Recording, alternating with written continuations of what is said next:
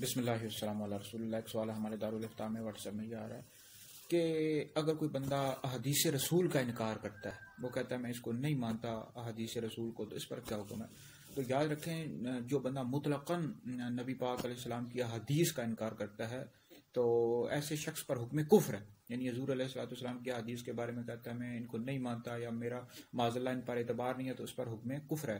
ہمارے فقہا نے لکھا ہے کہ جو بندہ احادیث رسول کا انکار کرتا ہے وہ گویا کہ نبی کریم علیہ السلام کا انکار کرتا ہے، اور جو حضور علیہ السلام کا انکار کرتا ہے وہ گویا کہ قرآن مجید کا انکار کرتا ہے۔ جو قرآن مجید کا انکار کرتا ہے گویا کہ اللہ رب العزت کا انکار کرتا ہے، اور ایسا بندہ صریح کافر اور مرتد ہے۔ تو لہٰذا احادیث رسول کا بالکل بھی انکار نہیں کر سکتے۔